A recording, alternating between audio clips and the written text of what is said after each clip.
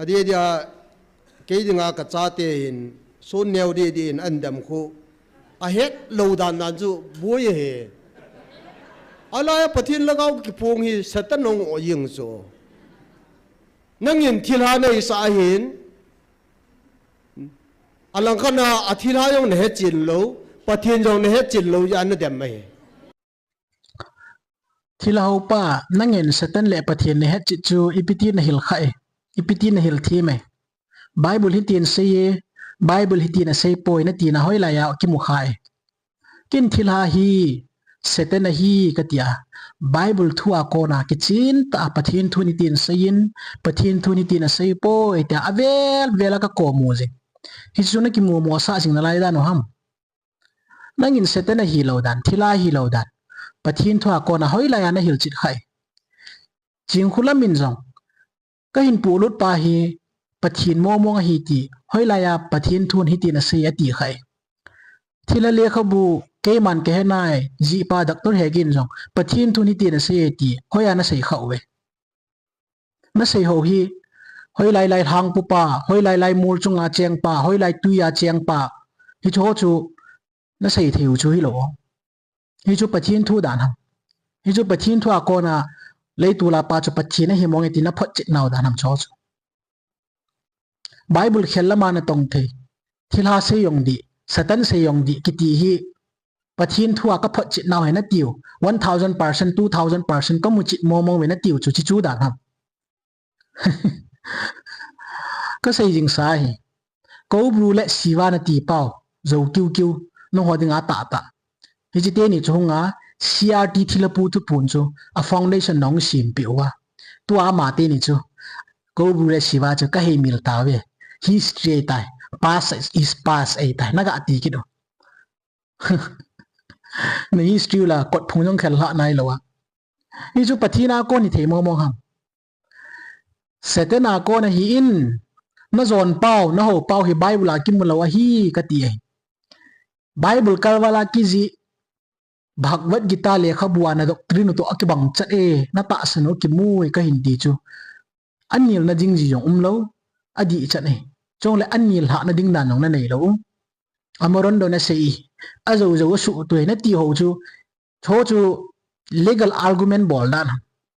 min na ta san na khat chu banga sai le no hon pathin tu dung jai piti na hil chit khau we nga sei tiu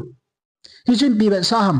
na hil chit thei bowin na ta san jong na khet bowin na ta san hi pathin thu jong ai poi tia phot chit nai ai chu sei din na nei lo emotional gambling ana ki chip ba mi na ho sit diu mi na gau sat diu mi na pho diu chu chu bo chu no ho bol chu hi ti mai mia chu doctrine ki phut thei lo e ya chu tu na hai phat ke chang ngai lang na ho pa hi na ngin satan ninga na ta san lo kin satan a hi dan thila hi dan avela kan sei kit di nang jong phat ke chan ngai lang ching khulam jong ngai sa in lang doctor hegin jong ngai sa doctor lai lai hi ai te da na hi chi thila ki san thila thu ki san pathin thu ki san hello am jing ham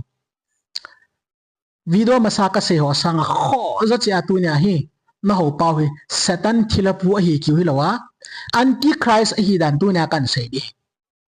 ka hin mo sei sei lo ding pathin thua ko na aki sei dan ka hin phot chin ding nang ho banga emotional gambling emotional blackmail bola doctrine thila hi lo pichu pathin hi chu me te mo sei la la mo zui zui te ka hi lo chu ki ho hi chi hi poi ka tiu chu pathin thua ko na om lo dang ka phot chin ding o hi chi a hi ka tiu chu pathin thu a sei dan ka phot chin ding o hi tia chu doctrine zui hi tia ta san thu ki hil te ka hi chu ki ho hi hi ya chu bible a kam mu lo ho bible to ki to lo ho chu tol to ka chut be ingo e sa ngong ka ki da ingo chi chu tu nia CRT thila tu pun ka bol naw hi e tabang e sa ngong nim zo a ki da am la ka bol chi ya chu thila ho pa ka ti ro be be u chu na kinui si man long hello ai la i ma cha na bor the lo diu dan pa chu vet sa na denga kam chang ka haw chu ai chu ka ki sun naw pathin thu hi chu no an pathin thu na nei lo pi wa ke man ke nai ti lo hoi la thu na sei thei diu pan ne be ya e ho ta san hi bible to ki tu po e ti khu pathina kon a hi poi ati naw hello pi na ka akiti ki no ngai to tu nya hi na ho pau hi anti christ hi di ki chen ta kan sai di Bible sei kin ka sei thui poi Bible antichrist ki ti hi dan su sipa John sipa mang tha chapa ta amin ki sei min thuma put ni ai la tu ni achi he chi amin pa ho hi ka sei lo ding a hin la hi chi min nei pan a hin bol ding ho hi kan sei di chu second Thessalonica bung ni chang thum chang li na pe na hi iwet diu hi chi pa chu hung ke phung ding ati cho hi chi antichrist hung ke phung ding antichrist ki di cho meaning na het na wa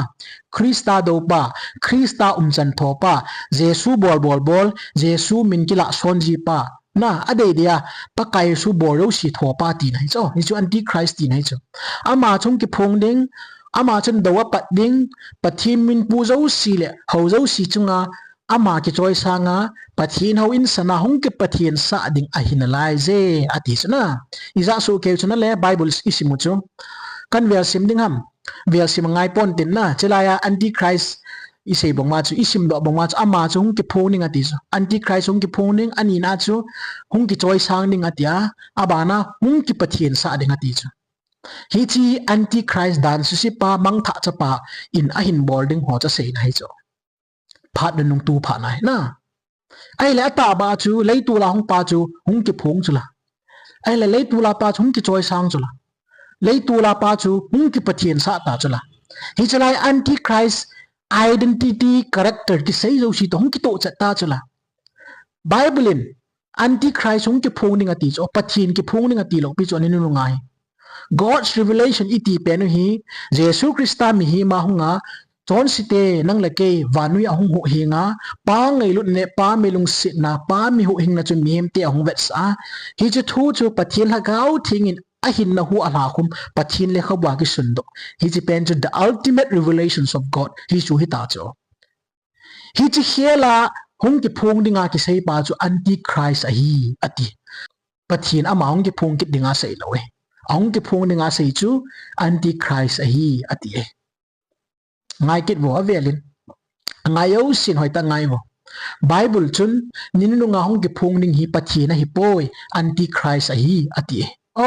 bible chang sim do sna mo chna ninu nga hong ki phunga revelation kai ma hong ki lap ding pa chu antichrist a hi ati so ata ba le tu la pa hong ki phung ta chula tc network na man chawa pathin thu phun pathin ki phun nam ding a hi na ti wa mi pi na ga ko to flyers na ka mo to WhatsApp bets na thot to WhatsApp message group jo sin bol to angol cha hep na dinga pathin ki phun na su la yin ai ba nga bible in pathin ki phung ta poi pathin ki phun na chu pathin thu nu kha pen hi a hi tai bible hi a hi ati cho anango in hi chikal wala chu pathin ata asaya o ta hong ti phung e na ti kit wa ningol si nei ti lap yin hiya chu antichrist hi cho lei tu wa ke phung pa chu bible in pathin ki phun ninga sei lo antichrist ki phun ninga sei ong ki phung ta chu la to chu ong ki phung ta hi la ki phung chu antichrist ti nai chu la hi chi he thei lo ding long lo mai pathin in mol na ne pi we to so pi tio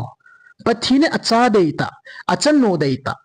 a thi san thinga chon sit na ko na a cho do sa i su ke hi lo ham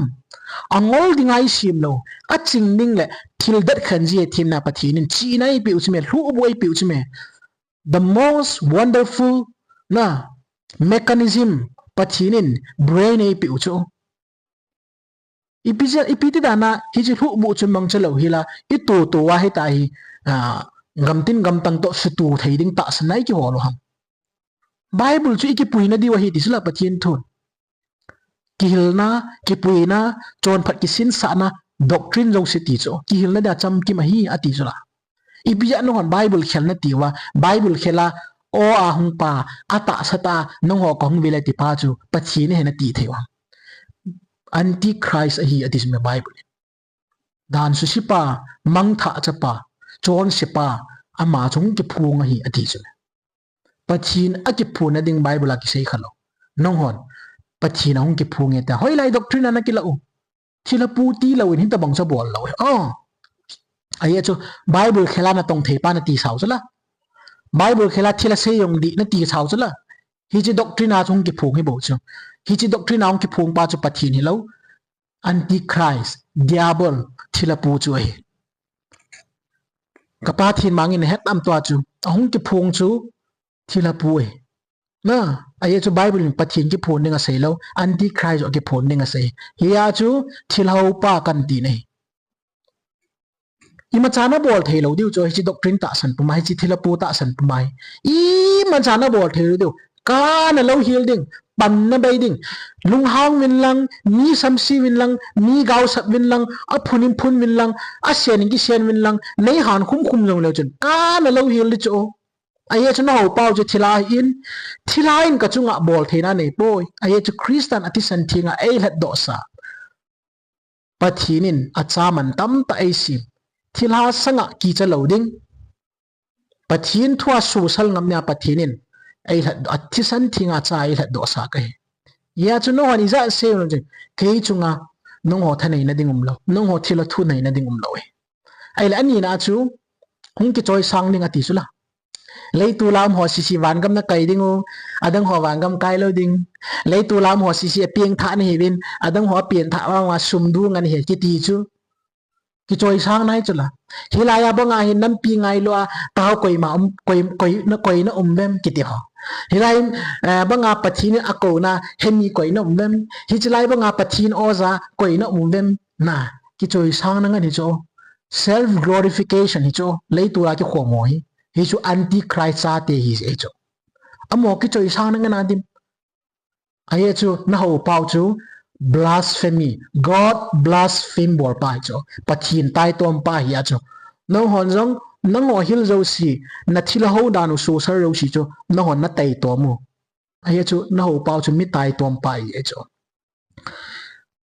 pathin revelation danung thoding hung ki choi sanga hung ki pathin sa ding ki ti hi blasphemy la adinga blasphemy sang pe ni cho chi chui cho na ho pau chu ai le hung ki pathian sa ding abol chula Jesus Christain ke man hagau thing kain solding lungmun sa hagau thing kain sola ma chong ting le nong ho zo si thu ta na pui di hi ati le hilai lei tur pat hi chi hung dinga ki sei pa cha ke ma ka hi aga ki ti ki nal mo mong cho hagau thingin ke ma ka hi ta ko ong ki phun ning ki sei khalo amara ki mat tan zara ke ma ka hi aga ti ki ka so pi ti pathin tu ta san leo chen to na ngol na na nui sat di dan nui chat du dan ni chi chu we ya chu ki ho jo anui kum ka yu ta cho no ngol la ki het mong lo ai ma ka ngai lu je wa chu ka hi lu nei cho hung do bin na ho chu thila hi ai chu pathin thu na ta san bo we bible ni pi sei yong le in na sep bo we chi ya chu no ngol khau hi bible tu sei ngai lo chen na he chi diu hi ki tia no ho minui si da na ke la o no ho dem da na ke la kit nu no ho chau da na mi na gel kit nu no ho chu ki vet da no ho chu ki nui sia ki bol he lo hi na chi nau hi ki che sela pathin do na chunglung pe na hi ki ha ja chu tu nai serious ta ki sei cho so le pastor reverend tam ta im ho na tong tam ta im i de da na min chala ya thila a ho hi he na sa i de da na mi ho hi pui ngam lo pho ngam lo khil ngam lo ai moi dam hi pi ham i ki cha no hi pathina tong hiu lo ham chon si tingam ding ko yum bam chon phat tingam ding i pi a ko yum ta lo ham hi ta hi mai phale mi pi to ki tu na mai dinga ho na tong ninga pathini ngan si tam ho bung na tong ho ai lo le pathin na tong ho ai lo le theology sima ai lo le pathin thu he a na sata a ho bung sunga mo pu na ne ya mission fila na mo pu na ne ya ai lo Christian hina zala responsible la ho zo si phadiep du ma uma mi to cham ba hin khu mana i chi ne yo si i se ne yo si thila ho na ngan ki ti pathin ki pana na hi sa ham tunia hi pathin mi khat hi wa pathin thu sei khat hi wa hi le min thilhau hi het na hi le a thilhau dan chu bible ko na ki che ta ko moving ding ni hi chu tunia i bon chawa i het su ke da ka tim no hi chlai lei tu la to ho hi ECA KBC UPC el adang ho bung Catholic atam pen hi chu namuam ya chu tu nya hi pathin na tong ho pathin du si ho na sata panila khom diwa ka sei do no mai nagam sunga na lei tul na in maya hi tabang thil su a min van lei si sim pathin khat ong kum hai ti theilua sa khu khat shek khat sim no liwa I ti dana na mo vet na mo re ba ke ka bui lo po le I pi kho am ti dana in hui man jing chu pathin tai tom hiu cho mo sanga pathin tai tom lo hi deu chang therefore antichrist ki ti chu lei tula pa chu hi in thil ha na ho he antichrist hi le satan hi in satan hi le thil ha jing hai tu nya chi antichrist hi bible la subject each angle la tam ta antichrist hi na ka phot chi be thein lai cho a hin lai chu basic a kan sei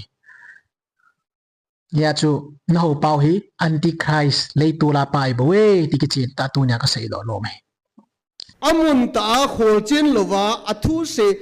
thu mai se ya gamo dem chu gal zon he di lo he amun ta khol chin lo wa amun ta achin nang ga khol chin ki to hi atha hi lo cho nang sei ja nang sei he ki pat na hi lo cho na thil ho ho zo sin mi chau na man cho pathin hi bible la ki he chin ha athua ke he chin ha i lo le lei tu la chi ngai da nam pathin he chin ding ai jesu christa ta san ding a bethlehem chi ngai ham ei loi le jesu christa he chin na tu nya athu hi sim ngai ham thilenam si ho ho hindon bud dio chu thila ki ti lei tu la man top ni ho ga ma te te ding a bible ho ya se ham jesu thila chu ano pe ting le thila pu to ki hawa ai che thilo chon pastor ho in dem zia mi dong ho sum nuwa ngo zia thila ina hin sei do si chu ba ka yesu in amen amen a ti ji ham lei tu la na ki chip naw ta bangai jesu christian thila no ting le lei tu la ho bo se pieng tha lei tu la hong lo ho pieng tha lo lei tu la ho bo wan gam kai lei tu la ho lo wan gam kai lo din tia jesu christian no do thila ho chana sei ji ham in sei di wo jesu thila no ting le ano thailo mi ho chu sadukai farasi adang dang ho loi chu pathin mi na hi po ve ati ji ham thila no thailo lo chu pathin mi hi poi tia thila nam si ho ho in mi na chaw le le bangwa ku ki nam sung na su chawe bongai jesu mi ta chu mi chaw kha ji nan na to na thil bo le hi antichrist hi dan ki lang cho mi phin mi chaw mi khat khai sang ning mi khat su zum ning na hi chu antichrist hi na hi cho ne het diu khat chu nang ho hin na no da u thila na no da theu khat jong khanai lo koi ma jong na su dam kha lo na thila to ke vok mei bo ne nu thila ko lut mei bo ne nu chi chu chi nang ho bol do cho adang I ma cham no aye chana ho pa hui thila pu antichrist satan hi anu phala siwa kiti anu phala ko bru kiti anu phala ke ma kong tai ti anu phala mingol tap kung phwa thila tu angol ho ain ko lu ja ain jil kon ja miracle dana na vet sa jiwa na lep chat be wi na su da mu koi mam lo na ngong mi cho el bai koi ma cha dam lo malaria na tb coronary disease koi ma cha adam lo brain tumor ching khola ma su da me koi mam lo asu dam koi mam lo oina amit leng koi ma su dam lo akeng chom koi ma su saum lo mi thi koi ma kai thum aye chu thila pu bol chu thilhai a chu thilha bo ki chim na mo we ni chui chu na ho pau chu ya chu leitul chu ki da am tai bo we aye chu bible in thupun mung som le gup chang som la li na ki chin tan sein amo chu thil hol ha gau hi win leisi chunga mel chi na ki dang bol le hi we pathin in thilha no thei lo ja ken ka cha ka ven heti pon ban gam ting le thilai zat na no dom ta pathin ei do dio hi pon pa ka cha ka thupi banga no hinam ti chu he pathin in adei cho ka sei na ngai hinam ati na chu bible kalwala ka hong chone pa hi chu wangam khung kai ti thei hi ve ta chu thila se yong di ka hin sain satan se yong di ka hin san hi chu tu ni nang kom kong lu ne ti hi ve chu pathin ko ma anin a point an sei che le taw na me thu hin lagao le ta sa gal nei te hi je wa chu taw na hi me kong bonga pathin na me kong bonga pathin aman cha hi ji a hi chi mi har wam the ying me kong to bonga taw na tha hat dan hi bible au me ano simin lang First King bung som lage chang som ni le chang som thum lage chu sim la chun Elijah thiam gao Baal thiam gao zali le som nga to kite la ya chu Baal thiam gao ho apathian kom wa ta win Elijah chu apathian kom ata win tu nya hi ivanai le ataw na chu pathianin asan pen wana ko na mei kong leng tha a amai cham a hal thiang a he hallelujah taw na mei kong ke ti mei bonga tha ha de chi phatatan na simin hinge First King bung som lege chang som thum lege ga simi ti we viewer ro do sin hoi tan ngai wo Bible chang kan sim de ni cho lo hin pathin thu ki chip na man gu noi chuta chun pakaya konin mei kong hung leng han pum go thil thu bong chal sa so ka wam jingin thinglam zong a ka wam so tan sung tum zo si zong ahul gon leivui zong aliu go jingin tui lama tui ve jing long chu ahul go hil jinge hi chi Bible chang to nang hagau me chu hoi lai nan me be gu nei thila hopa Eliza mai chama baal pathin ho to ta san akivet do na wa hi hagau nang hagau mai ti kong thila pu hung ki phon na hagau mai ti kong to hi chi Bible chang hi hoi lai pi nan me be gon ham in sei mo mong diu Eliza mai kong cho hoi lai hagau mai hi ki ti ham hagau mai kong hi le ita Eliza mai kong chu mu thei ya no hagau mai kong chu mu thei lo zo kiu kiu Eliza mei ku hung kum tham mei ki muwa mai chama hal ki mu itia kaw si hala itia thila hala nong hola gaw mei mu thailo chun iti dana zo kiu kiu a hala zo kiu kiu thila sanga kaw si ki tiwa hala na tiwa hoi lai to chun Eliza mei ku na me bi ham pathin tu ki chip na hi tang wo Bible in pathin hi mei kung tabang hi ati pe ni kaw si hala na dinga ti ha mi chon si migilo ho chuting tale chon sit na su be na dinga ti ham in don bud diwo pathin thui ki chip na hi tong nong ho thila ho ni hu chme na ko pau ch anti christ ya hi ja chu no on Eliza mai chu na la wa no ha ga mai to na te ka na di no ha ga mai chu ka sei ta so la akni ki ti ho loi ha ga mai ki ti ko na sung ku nei bu Bible amu ding boy ka ti chu akni ki ti chu ha ga mai kung pathin akni Hinduism tia hi cha ko na chung ko nei bawin Bible amu ding poi Bible hi vetong ki chip nan nei hi tong nan hil sin wingi hebri bung som le ni chang som ni la ko chu pathin chu ka wam mai he ti chu hi chu ka wam mai pathin chun kaw si thila a har lo bi chu mi chon sit asu mang na ding a hal wam na ti chu malaki bung li chang khat a ye chu vetan pa kai ni khu chu mai hum sung kung leng lung bang a hung ye hi cha hi mi kilit sa zo si le thilu si yo si ke pal lu su hil deu hi chini khu hung lung hin hi tabang mi ho chu ati chu hi tabang kaw si ho chu ti lo bi chu hi tabang mi ho chu mai kung banga aka awam diu hi ten pa kai jan se ye mi chon si mi gilo pathin dan thu pal ke anti christ ho thila ko lut ho loi chu pathin in mai kung a hal wam de ti chu na za wa a hal wam li he ti sun ne wena se ti lo pichu thanei pen pakai jana se ti chu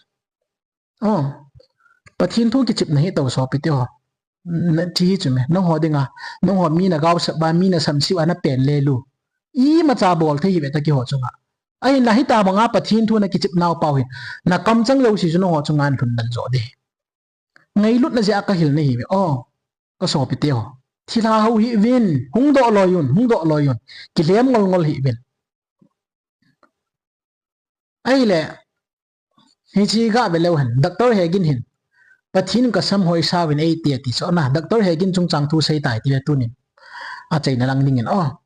ai cho ma hi a kho ta khat umin chi sei te te nga in pathin ka sam hoi sa win ti cho ama ka sei nom pen kan sei ma sanga I chi pen kan sei ching mo ma sa Bible hi vet na hi le na 1 Corinthians bung som ka chang som le li pasalin asam ki hoi sa wa hi le ama ding in ni na sa mo in aume ti chu disgrace ati na cho pasal long asam sam sau tam chu na a hin la cho hi moral judgment ka bol gut hipon ama hin pathina kona ka za hi ati ya chu hi chi pathina kona aza hin sei pa chu pathina kon a hi lo dan pa yo chaga approve gut he azo la ni gel khir khawin te ama hi a moral judgment a kin ka bol hipon a hin la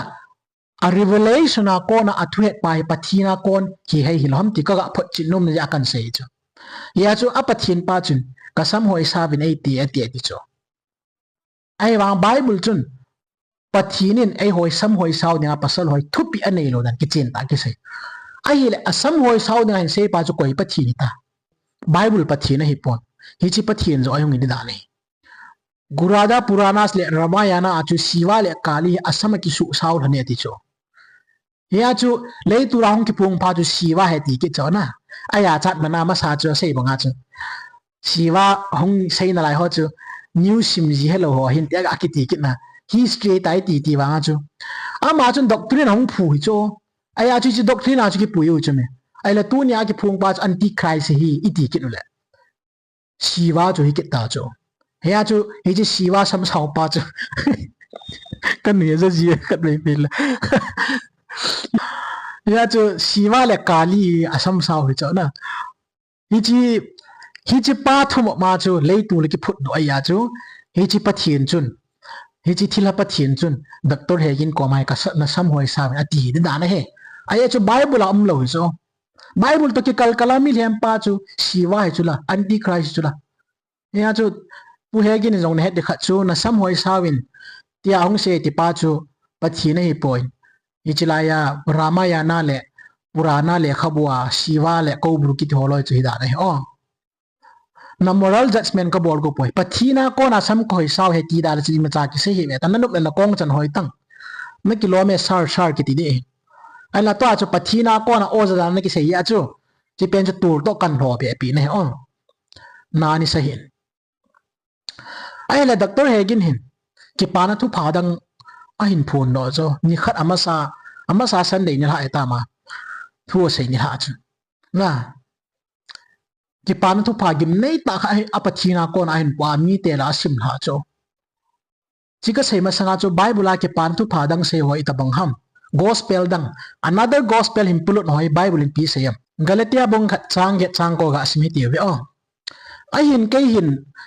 a hin ke hon nang ho hinga ka hung se yu ki pan thu pha hilo akal wala thu pha chum na hung se am le ke ho hi wing a hi lo le wana hung kon wan til khat to hi jeng jong le ama chu sabsit chang han masanga ka sei bangwa ka sei ki nei nang on na job sau thu pa chu hi lowa thu pa chum nang na hieng ma hung sei am le ama chu sabsit chang hen ati sei ki nge sabsit chang hen ati sa bible to ki to lo gospel thu dang sei mai le sabsit chang han ti nai chu tu lai ho pang ki sei gaw sab chang han ti nai chu bible kalwala thila tu seyong di satan tu seyong di chu another gospel ti nai chu hi chu tabang bible kalwala thung se ho chu mai la gaw sat changan ti nai chu alang khat ki sei kit la thing pat in na ya chu doctor hegin in pathin thu a sei ni la chun sermon a bolin a sermon bol na chu bible a hin sim dem ta kanga le pa kai jin ei hung vil naw chang som la khara pat som la thum hin sim nge ti chu na ain sim ta cho hi chui pem ka ti le tu ne ke ma ka ki tip na thon pon tin no chunga jong ka ki tip na thon pon tin ve vin nam len ta kha ke man ka tung do hin ain hi nam len ta ka tun do nam chun na hin hol di a hi e chu ta sa kal hen mi te jong ama ta sa bang ki gelin tu ni lagawa kal hen mi te jong no lagawa na ki gelwa ama hin na pi nang ma chu nong ama hin na pia pinga ma chu nong ho na hin pan hu dingu ai chu ka ho le kabi pathin chun hichnam mi te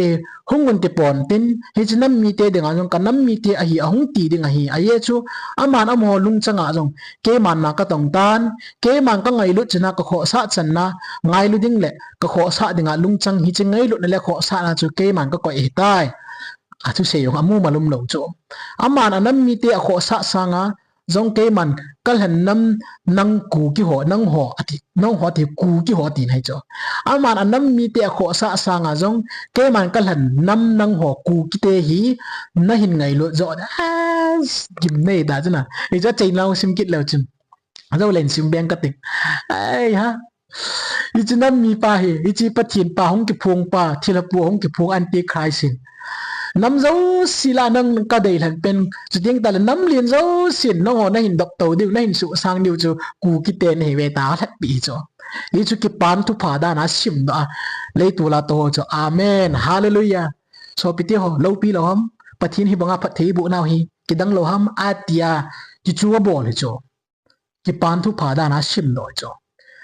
ki da am nan chu na sim ka sim yong ka sim ngam ji lo cho hi chi hi cho pathin thu he tiu chu so piti ho Bible in pathin ong ki phung ning ati ta lo ong ki phung ni cho anti christ he ti hi chi ong ki phung pa chen cho ya sei pi wa cho ya sim ji wa sermon na na bol ji cho ki dang ta ka ni ele 20 December September nya ki phung cho anh sim kit ta tunin hi chan ge yak ngai lut a ka vil no ho jang nang ma ho sung ma ke ma de nan na mangu win I ti da na vanui le sit pum pi mi zat pathin ho le ama wa chui ma ei ho nam bo se atuma ei ngai lut wa ei lo wa ei lung sit ding ham na ti win ke ma nei de na lai we ati kit na apa thim pau hi a mission a lung lut lo ama ta san lo ho chunga ki kum pathin so kho dan chu Jesus Christa in mission fila kum thum na to cross a bana kal do ka chu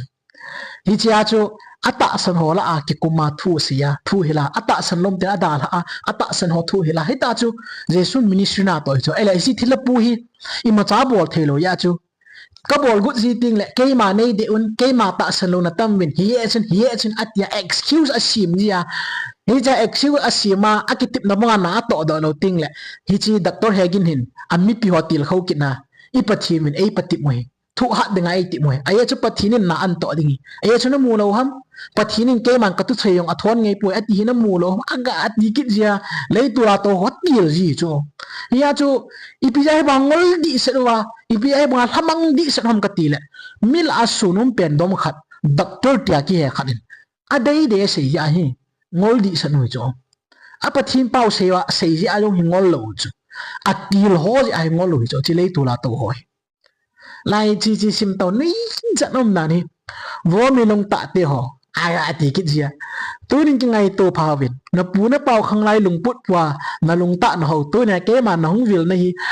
kong vil na hi ngai lu la za la sim ti la pat na tu na na ho ka dei lan na diu ni khu ho jong ke man ka gon to kan koi sai ta bo ti zo itian ku ki te dei lan ning chu Bible la mam ta min an ni na ni la hi chi thila pui hunga hung phu na ke man ku ki te ka lan ning chu sim ti la pat kan koi tai ti ke gim nei dan chu na amo de ki hep na mo hi ta chu na samo tu chi lai sana ga ji khu sim to tu nya ko a ka hong vil na ding khu pha no jang hi ke man kan ni gon sai ta ga ti kit chưa chỉ là một sim kit là chân cái mà alpha le omega cái ga cái đi kit ya cho anti christ hi na cho do che je na so pi tio anti christ ki ti chu pathin chan thopa pathin min ki la son pa pathin bor por pa ti na cho bible in pathinin ami te ho vo mi lung ta te vo mi chon si ti ho ati anti christ ho nga tu nya hi chi nam chon si pen te pathin thu ta sen lo tiang le ma vo mi lung ta te hong ti kina aba ha pathin ke alpha le omega ke hitile ama alpha le omega ang ki phung ke Bible ako na anti christ hi dan kan satan chu tiang ta le phat ma sai ki ka tu sei na yo sia a ta san le a ho hi thila pu hi ti ki chen tan ka sei yang tan a hi la tu nya hi chi thila pu chu anti christ hi dan ki chen tai phun wala alpha le omega ka hi atiam dat ma lo di na mu them ma hi chi alpha le omega ka hi ti pa chin i ti dana Bible khellam lama mi pu ham hi chi ho hi Bible ho ya mu ham hi cho hi pathin thu na hai tai a lep ding an ta san liu hi cho hi Bible a an man liu tu a holy Bible pathin ultimate revelation le khabu pe ni ipi ha e hol thi na ba man liu ni wa tong hung chi so lew na hiya chu hona tong hon su salun pathina tong hon su salun pathina tong ni yulo ham hita bang nam chon si migilo mi chon si oloi ipia na mo bet bet ham to nya thila khat van pathin da nong kilap ma lei tu lam ki phung ki iti dana na mo bet bet ham KBC ho ECA ho Baptist Presbyterian elo le lam kasunga ho bung ho ipia i mo bet bet ham keo ho bung hi ai su bui lo piu cho cholo hin koi mang su bui hi beta ai mà nó ngồi đâu xí có ngày lụt gì mà kêu in bẩn căn lẩu chứ mày kêu anh cái hiện bóng mai quay mãi hiểu dòng nôm kịch lẩu na ai chứ hết dòng này hết thề tạ lẩu hồ bung tam tại thui he mà cái bùi phủi tầm rượu à ít thui hết dòng đi lâu ít độc chuyên hồ dòng đi thề tạ lâu he chứ mi bát thiên thu tạ bùi đàn hết thề lẩu cho chỉ chứ ít kia người hậu rằng cái tết cái bùi lẩu pa lần đục na vạ tạ ta tiếng anh ta bằng kỳ cho mission phili vật đàn hết na tunin bardan inei lowa chon sit tingam lowa thila khat bathi naung kila pai na phun ngam lo ale pathi ni nang na phun no de chi chu ima khu am di tunya hi chi thela pu hin kanam dei than te ta ku ki propaganda ka ti chu chilai chi le khabu apa na hung ki pani ku ki propaganda pathi ni politics ran na de ngaman go ni cho moi ai le chi politics sa ira sam lai ta chu thila pu in ai mat na ho ki cho manui lei sinamin pathin ho lo politics sa sang ta gya ai ho na ki sun pi pen van pathin na ti paun ai pi paun ji iti na politics sa zero hi hi chui sala thila pu na tup chu hi ta ho na kinep sa dingo na pui naw chu nui mi kam hi bo chme mark sang ta na pi gu no zero mark hi bo chu chi de nga chu na lap mu hi chme doctor he genin na chi na thip na lung thim na chu pathin na pi chu thila ta sin ding mang hen lang pathin thua hi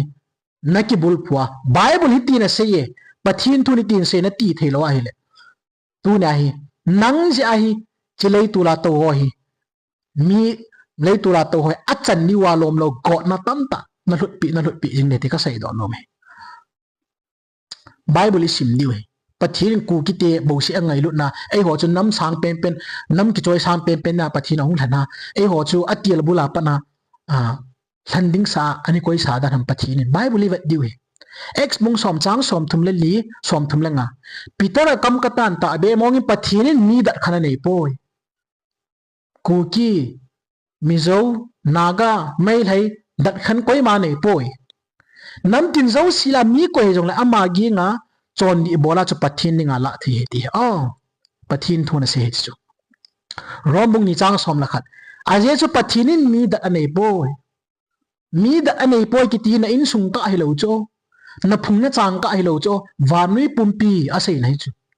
pathin in nang ku ki ho chu nang ho chu kong tun na ka chei sang thila thui le chu cho chu seong sei dong ki da ma mo chu galatia bung thum chang som ni le get hi cha hin juda mi greek niam ta poi hi cha hin ku ki naga mai lhem ta poi ti nai chu ho paw simte so lo jong ta poi nu mai la pasal jong ta poi nu mai la pasalum ki bible chang hi chim bi bible chang mi tam tan kila hial cho ya chu les be na za tam ta ping no cho yong le cho chu gili bol ku e pon to ai nu mai la pasalum ta poi ti chu nu mai le pasal in jong abon cha hu hina krista ki pan to pa nei su ke tan pathina dinga pathin cha ai thei su ke tai ti nai chu krista je so cha na bon cha un pum khat nei ta ve bible chang sim ki ti ve dan bu bung som chang som na se gi aje chu pakai na pathin hi pathin ho pathin pakai ho pakai pathin lo pi ta ha chung nung ti za num ta mi hi mai ve lo le lep thol la lo hi ibija no hon mi him vai ivat wa thila thuil kha chu su sal ngam lo ham tu nya hi na hingjing pathinin pathin thua hi kya ase hi tingam ding le bible hi tin ki sune tingama thila thuil su sal na pathinin ana tong ning ana ko we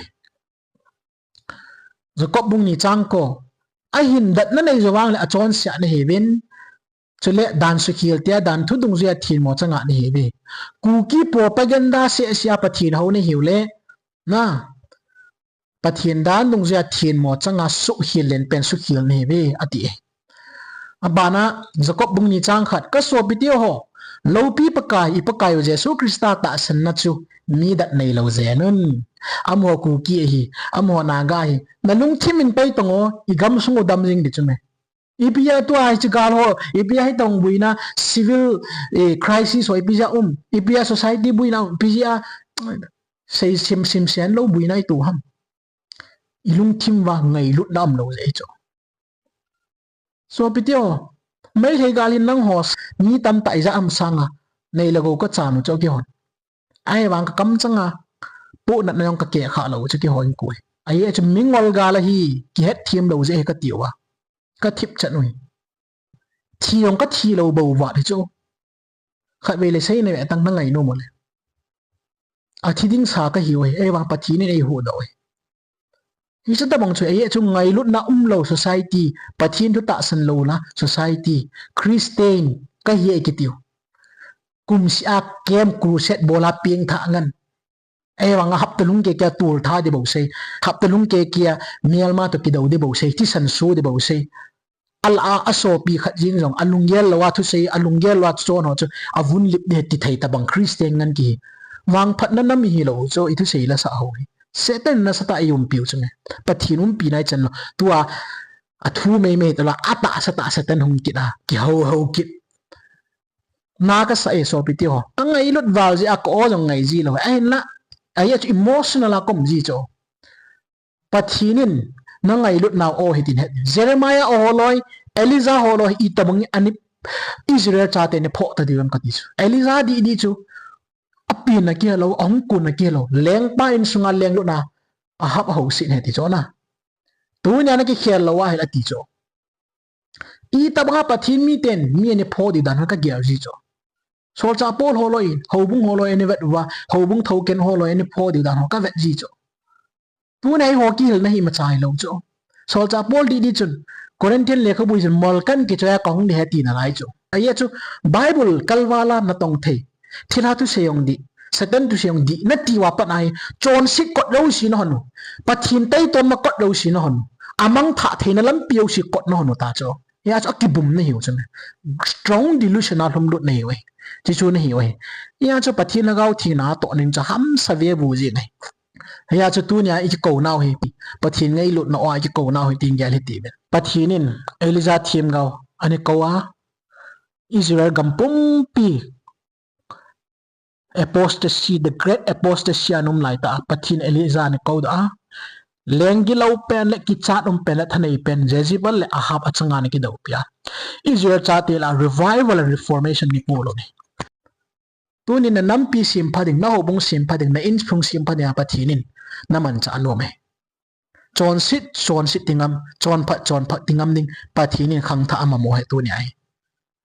Yesun tunin hung do so ke tibin illa wa thilana to na hi I politics su chat be ding I hobung chat be ding in sung lo hi chat be ding a in Satan ata sa taong kilangai ta in hi chi hi nam chon si pen nam gi lo pen te he ti phot chit na hi tu nya hi chi hel ding le hi chi nam mi te pui jang ding le hi chi nam mi te la sim tha na hut dinga pathin khang dong tam ta mo pu nai pia ko na ei bo lo he tu nya hi chi ko na hi sang thei ding pathin bon chai lung thim wa ei ho pi chi tawan ti hi tu nya ka thu khum kha lo me pathin pa thei bo pi tawan